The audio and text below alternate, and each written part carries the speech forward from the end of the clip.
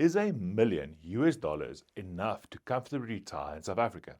It sounds like a lot, but with inflation, rising medical costs, and property prices that have quietly crept up over the years, it may not stretch as far as you think. At today's exchange rate, $1 million is about 18 million rand. But here's the real question. Is that enough to fund you 25 to 30 years of retirement with comfort, dignity, and without fear of running out? That's exactly what we're unpacking today.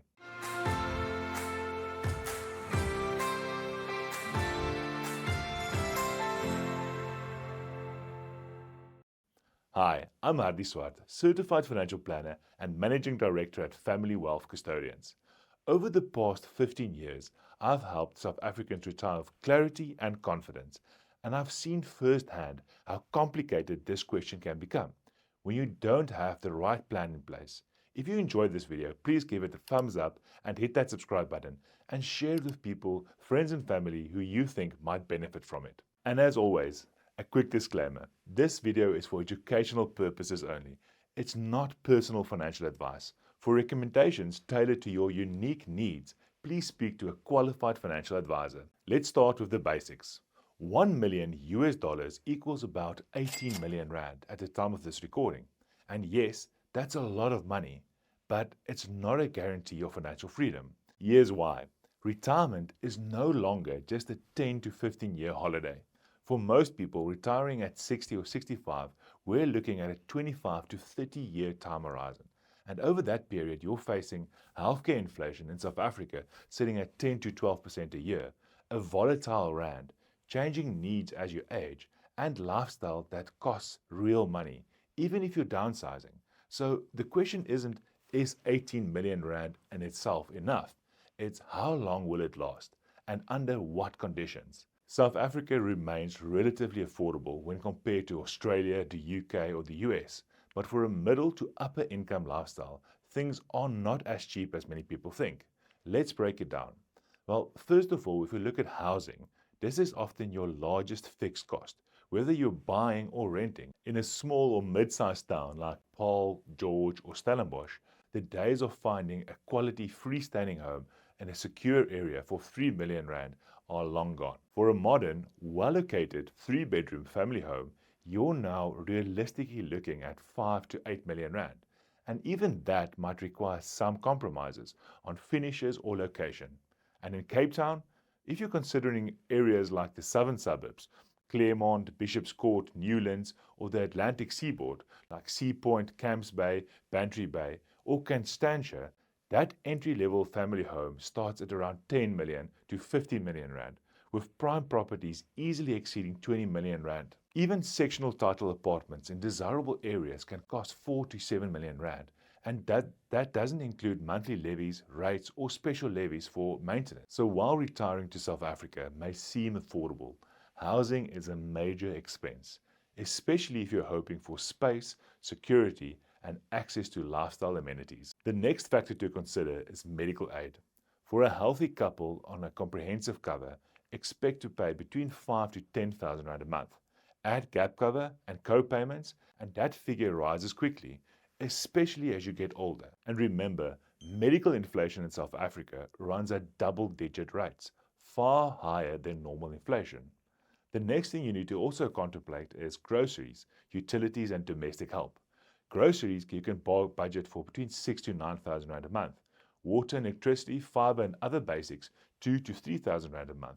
And if you need domestic help or garden services common in South Africa, you're going to pay between 2,500 and 4,000 rand a month. The next thing you need to consider is lifestyle costs. Even a modest lifestyle includes local holidays, dining out, hobbies like golf, cycling, or wine tasting that could be anywhere from 3 to 10,000 rand a month, depending on how active you are. So what's the total?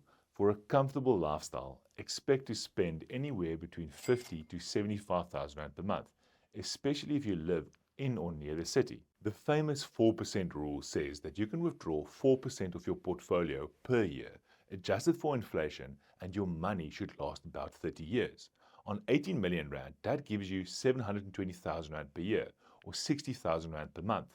Sounds okay, but it's not perfect. Why? Because retirement isn't static. Your needs evolve, your spending patterns change, and the markets don't always behave predictably. That's why we use the 3 retirement phases model at Family Wealth Custodians. We divide retirement into 3 distinct phases. For the first 10 to 15 years, we talk about the go-go years. This is normally where we see that retirees spend the most on recreational activities, things like travel and bucket list items, and expenses typically peak over this period. The next phase we call the slow-go years, which is typically the next 10 to 15 years, let's say from 75 until the age of 85. Life slows down slightly. You spend more time at home and less time on traveling, and medical costs starts gradually increasing. And then the final phase of retirement we call the no-go years. This is normally from the age of 85 plus.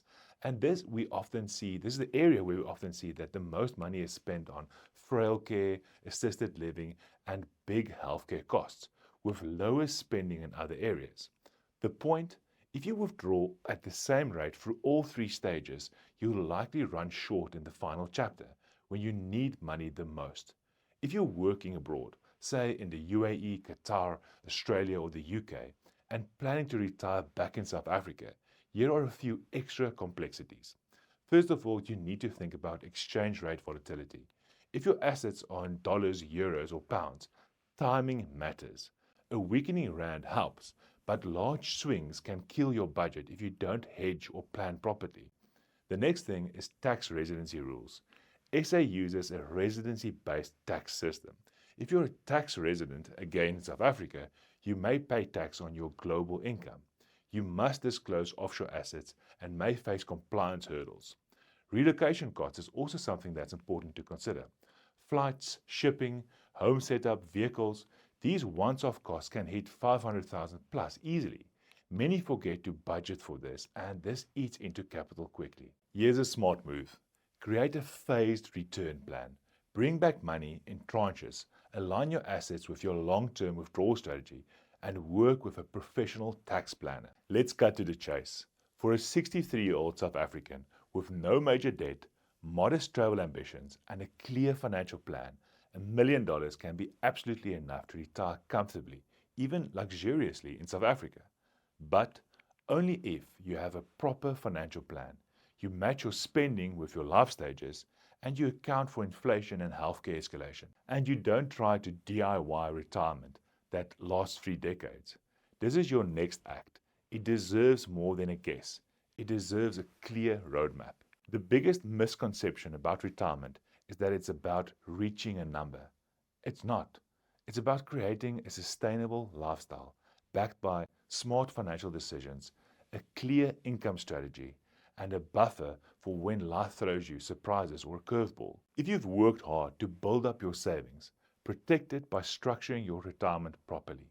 Don't leave it to chance. If you'd like to receive weekly market updates, videos, and articles, then I'd like to invite you to join our retirement community. The link is in the description below. Are you a South African living and working abroad, maybe in the UAE, the UK, Australia, or even America, and you're contemplating coming back to South Africa, but you're uncertain about the financial implications?